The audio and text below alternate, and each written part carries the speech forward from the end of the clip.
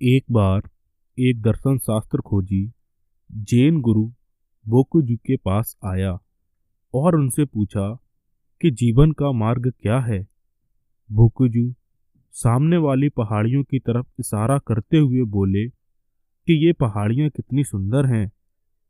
उस व्यक्ति को ऐसा प्रतीत हुआ कि शायद बोकुजी ने उनके प्रश्न को सुना नहीं। उसने फिर से वही प्रश्न पूछा, लेकिन बोकुजी ने फिर से वही जवाब दिया। अब भ्रम का कोई सवाल नहीं रहा। निराश होकर वह व्यक्ति वहां से जाने लगा। बोकुजी जोर से ठहाके लगाकर हंसने लगे। पास बैठे एक शिष्य ने बोकुजी से पूछा, गुरुजी, उस व्यक्ति ने जरूर आपको पागल समझा होगा। बोकुजी ने बोला, निश्चय ही हम दोनों में से कोई एक पागल है। आप उस मार्ग के बारे में नहीं पूछ सकते जिस पर आपको चलना है। यह पहले से बना बनाया नहीं होता। जैसे जैसे आप अपने मार्ग पर चलते जाते हैं, वैसे वैसे इसकी खोज होती जाती है। यह किसी राजपथ की तरह नहीं है जो आपका इंतजार करे और कहे कि आओ मेरे साथ चलो।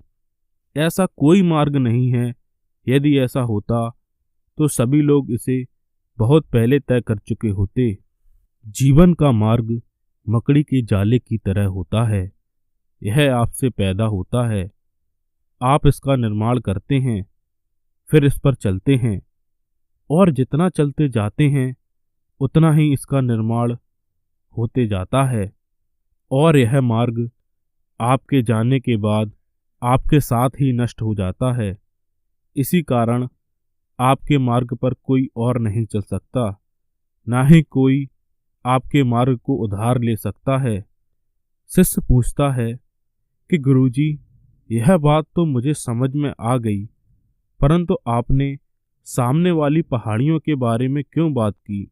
बोकुजी ने शिष्य के प्रश्न का उत्तर दिया, जब तक आप सामने वाली पहाड़ियों को पार नहीं कर पाते हैं, तब तक आपको मार्ग नहीं मिल सकता। मार्ग पहाड़ियों के बाद ही मौजूद है, लेकिन ये पहाड़ियाँ इतनी सुंदर एवं मनमोहक हैं कि आप इनकी सुंदरता में ही खो जाते हैं। फिर कोई इसे पार नहीं करना चाहता। एक सद्गुरु, सच्चा गुरु आपके प्रश्नों का उत्तर आपके अनुसार नहीं देता। वह वहाँ चोट पहुँचाता है जहाँ आपको जरूरत होती है। वह आपके तरीकों से, आपके प्रश्नों से चिंतित नहीं होता। वह अपने अनुसार ही उत्तर देता है। उसको इससे मतलब नहीं होता कि आपके प्रश्न उचित एवं प्रासंगिक हैं कि नहीं। उसके लिए केवल आप प्रासंगिक हैं, आपके प्रश्न नहीं। वह आपकी तरफ देखता है और जहाँ जरूरत है वहाँ चोट पहुँचाता है। जैसे एक कुम्हार घड़ा बनाते समय अंदर से तो थोड़ा सहारा देता है, लेकिन बाहर से निरंतर चोट पहुँचाता रहता है। वह कभी इस बात पर ध्यान नहीं देता है कि घड़ा क्या चाहता है या फिर घड़े की मांग क्या है। यहाँ पर एक बात बहुत ही महत्वपूर्ण ध्यान देने वाली है कि सद्गुरु भी आपको मार्ग नहीं बता सकते। वह केवल इंगित कर सकते हैं, केवल इशारा कर सकते हैं कि मार्ग की दिशा इस तरफ है, और साथ ही यह भी विश्वास दिलाते हैं कि मैं उस गंतव्य स्थल तक पहुंचा हूं, तो तुम भी वहां तक पहुंच सकते हो। आपको अपने पथ का निर्माण खुद से ही करना पड़ेगा। कोई दूसरा आपको मार्ग नहीं दे सकता, चाहे वह दूसरा व्यक्ति बुद्ध, महावीर या सुकरात ही क्यों ना हो। इसका कोई भी दूसरा उपाय नहीं है। आप खुद ही अपने जीवन के कुम्हार हैं। जब हम जीवन के मार्ग की खोज करते हैं, तब हम बिल्कुल ही अकेले होते हैं। इस यात्रा के दौरान हमें माता पिता, भाई बहन, पति पत्नी एवं तमाम मित्र मिलेंगे, लेकिन कोई भी आपके लिए जीवन का सत्य लाकर नहीं दे सकता। यह बिल्कुल ही व्यक्तिगत अनुभव होता है। इसी वजह से बुद्ध हमेशा यह जोर देकर कहते हैं कि तुम मेरी बात का कभी भी यकीन नहीं करना, मेरी बातों को कभी कंठस्थ मत करना, उसे समझना उस पर विचार करना और यदि तुम्हारे अनुभवों की कसौटी पर बिल्कुल ठीक बैठे तो यकीन करना। यहाँ तक कि उन्होंने कहा है कि यदि जीवन की खोज में मैं भी तुम्हारे सामने आ जाऊं तो तुम अपनी तलवार निकालना और मुझे दो टुकड़ों में काट देना। इसका मतलब यह नहीं है कि बुद्ध के शरीर को दो टुकड़ों में करना है। इसका सीधा सा मतलब यह है कि यदि बुद्ध की विचारधारा, बुद्ध के अनुभव आपके सत्य के मार्ग पर कहीं भी अड़चन बन रहे हैं तो उसको तुरंत नष्ट कर देना, तुरंत नकार देना और आगे बढ़ जाना। किसी भी भांति का अंधविश्वास नहीं करना है। एक छोटे से उदाहरण से मेरी बात और स्पष्ट हो जाएगी। मान लीजिए कि आपको साइकिल चलाना सीखना है। अब इसके लिए आप दुनिया के सर्वश्रेष्ठ साइकिल चलाने वाले व्यक्ति से राय परामर्श ले लें। साइकिल एवं उसके चलाने से संबंधित सर्वश्रेष्ठ किताब पढ़ लें। आप अपने माता पिता, भाई बंधु, सगे संबंधी एवं तमाम मित्रों, यहाँ तक कि संसार के सभी लोगों को भी साइकिल चलाते देख लें, तब भी आप साइकिल चला नहीं पाएंगे। साइकिल चलाना सीखने के लिए आपको खुद से ही चला करके नितांत अपने ही अनुभवों से गुजरना होगा। इस दौरान कुछ चोटें भी खानी पड़ सकती हैं। निश्चय ही आपको दूसरों से कुछ जानकारियां मिल जाती हैं, कुछ सावधानियां बरतने के बारे में पता चल जाता है, लेकिन आप अपने अनुभवों से ही साइकिल चलाना सीख पाते हैं। इसी भांति आप बुद्ध से यह जरूर सीख जाते हैं कि जीवन के सत्य के मार्ग को जरूर खोजा जा सकता है। यदि एक मनुष्य ने खोजा है तो आप क्यों नहीं खोज सकते। आपको उनसे साहस मिलता है, आगे बढ़ने की प्रेरणा मिलती है, आपका मार्ग आसान हो जाता है। इस यात्रा के दौरान आपको ऐसा अनुभव हो सकता है कि आपको जो कुछ भी मिला है वह वैसा ही है जैसा बुद्ध, महावीर, कृष्ण ने बताया है। आपको कुछ भी नया नहीं मिला है। यदि ध्यान से अवलोकन करें तो आपको पता चलेगा कि जीवन का हर एक पहलू पुराना है, नया कुछ भी नहीं है। सब कुछ पहले घट चुका है। जीवन की हर घटना अतीत में किसी न किसी के साथ घटित हो चुकी है। कोई न कोई उस परेशानी, उस तकलीफ, उस पीड़ा से गुजर चुका है।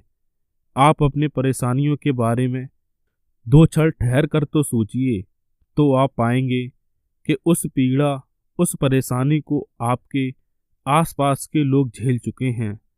आपकी तकलीफ, आपकी तमाम बीमारियां, आपके मन के तमाम उलझनों को सैकड़ों हजारों लोग अतीत में झेल चुके हैं। उदाहरण के तौर पर आपको अस्थमा की तकलीफ है, या फिर मानसिक अवसाद की तकलीफ है, या फिर दौरे की समस्या है। आप इतिहास उठाकर देख लीजिए, किसी मेडिकल बुक को पढ़ लीजिए, या फिर किसी चिकित्सक से इन बीमारियों के संबंध में बात कर लीजिए, तो आपको यह पता चलेगा कि लाखों लोग इन परेशानियों से गुजर चुके हैं। साथ ही बहुत सारे लोग इन परेशानियों के साथ अच्छा समन्वय, अच्छा तालमेल बिठा लिया है, या फिर इन तकलीफों पर विजय प्राप्त कर ली है। यदि आप अत्यधिक क्रोधी प्रवृत्ति के हैं तो केवल आप ही इस विकृति के शिकार नहीं हैं। आप रोज पाएंगे कि लाखों लोग क्रोध के नशे में स्वयं को बहुत नुकसान पहुंचा देते हैं, अपना घर जला लेते हैं, दूसरों का घर जला देते हैं, किसी की हत्या कर देते हैं, और उनमें से बहुत से पूरी जिंदगी अपराध बोधक या आत्मग्लानि में जीते हैं। ऐसा भी नहीं है कि एक बार गलती हो गई तो अगली बार उसे दोहराएंगे नहीं। हर बार पीड़ा सहने के बाद भी लोग हजार हजार बार, यहाँ तक कि पूरी जिंदगी उसी गलती को दोहराते रहते हैं। जीवन के प्रमुख सिद्धांतों में एक प्रमुख सिद्धांत इसका द्वैत रूप है। इसी द्वैत रूप के कारण हर पल यह जीवन आपके साथ नयापन भी लिए हुए है। निश्चय ही हर घटना अतीत में घट चुकी है। अतीत में किसी न किसी व्यक्ति ने उसको देखा है या उसका सामना किया है, परंतु आपके लिए वह बिल्कुल नया है। जीवन का हर दिन नया है। व्यक्तिगत स्तर पर हमारे पास उपस्थित हर एक चीज नई है, हर एक क्षण नया है। यहाँ तक कि पिछला बीता हुआ क्षण भी आपको नया कर जाता है। आप वही नहीं रह जाते जो आप पिछले क्षण में थे। हमारे भीतर हर क्षण लाखों करोड़ों तरीकों की आणविक गतिविधियां घटित होती जाती हैं।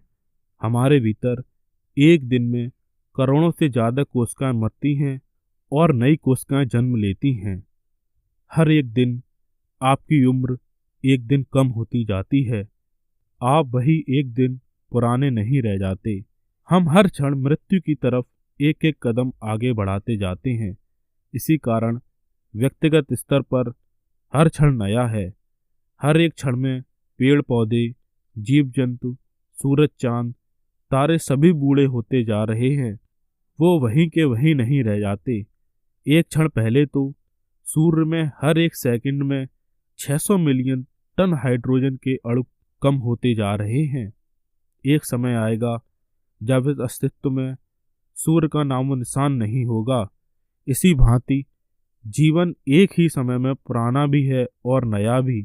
जीवन में जब भी आप सत्य के मार्ग को खोजने निकलें, तब आप अपने विश्वास, श्रद्धा, तमाम पूर्वाग्रहों से बिल्कुल मुक्त होकर ही निकलें।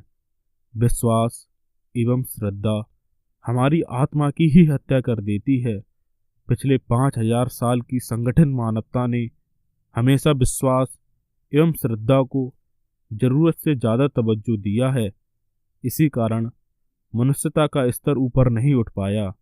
धर्म के नाम पर मानव जाति ने करोड़ों अरबों लोगों को मृत्यु के घाट पर पहुंचा दिया। मनुष्यता के इतिहास ने 4200 से भी ज्यादा प्रकार के धर्मों को देखा है। आश्चर्य की बात यह है कि इनमें से एक भी धर्म की आधारशिला विचारशीलता एवं संजीव चेतना पर आधारित नहीं है। यहाँ तक कि विकसित कहे जाने वाले देश जैसे अमेरिका, ब्रिटेन भी विज्ञान के इस युग में इन निपाट मूढ़ताओं से मुक्त नहीं हो पाए हैं। आज विज्ञान ने हमें डंके की चोट पर यह सिद्ध कर दिया है कि कोई कारण नहीं है जिससे एक मनुष्य को दूसरे मनुष्य से भिन्न समझा जाए। जो भी भिन्नताएं हमें रंग रूप के स्तर पर दिखाई पड़ती हैं, वो हमारे शरीर की कोशिकाओं के भीतर उपस्थित जीनों के परिवर्तनशील अभिव्यक्ति के कारण होती हैं। यदि आपके जीन में उसी भांति के परिवर्तन किए जाएं, तो आपका भी रंग रूप परिवर्तित किया जा सकता है। और विज्ञान यह परिवर्तन कर पाने में बहुत हद तक सफल भी हो चुका है। इस दुनिया में इस समय लगभग 8 अरब लोग निवास कर रहे हैं और शायद ही आपको हजारों लोग भी मिल जाएं जिनके जीवन की नींव सोच समझ, विचारशीलता, आत्मविश्लेषण एवं शुद्ध चेतना पर टिकी हो। यह बहुत ही आश्चर्य की बात है। मनुष्यता केवल धर्म के स्तर पर ही नहीं, विश्वास और मानवताओं से जकड़ी हुई है। जीवन के बाकी आयामों पर भी इसकी पकड़ मजबूत है। छोटी छोटी मूल्यहीन चीजों से भी पढ़े लिखे, यहाँ तक कि स्नातक किए हुए लोग भी बंधे हुए हैं। बिल्ली ने रास्ता काट दिया तो कुछ अशुभ होगा। गुरुवार के दिन बाल नहीं कटा सकते। शनिवार के दिन किसी भी प्रकार की नई वस्तु खरीदने से अशुभ होगा, इत्यादि। यदि व्यक्ति अपने पूरे जीवन काल में केवल एक बार भी इन चीजों पर सही से विचार कर ले, तो तुरंत ही अपनी मूर्खता से अवगत हो जाएगा। सबसे बड़ी विडंबना की बात यह है कि विज्ञान वर्ग के लोगों पर भी इन तमाम विश्वासों एवं मान्यताओं की पकड़ तेज है। इन सभी मूर्खताओं के पीछे बहुत हद तक आधुनिक शिक्षा प्रणाली भी जिम्मेदार है। हमारी शिक्षा व्यवस्था की कमी हमें यह नहीं सिखाती कि कैसे तर्क संगत सोच विचार करना है। यह तर्क संगत चीजों को भी किसी भांति याद कर लेना सिखाती है। आप कोई भी परीक्षा प्रणाली का अवलोकन कर लें, आपको यह पता चल जाएगा कि सारी परीक्षाएं केवल आपकी स्मृति पर ही आधारित हैं।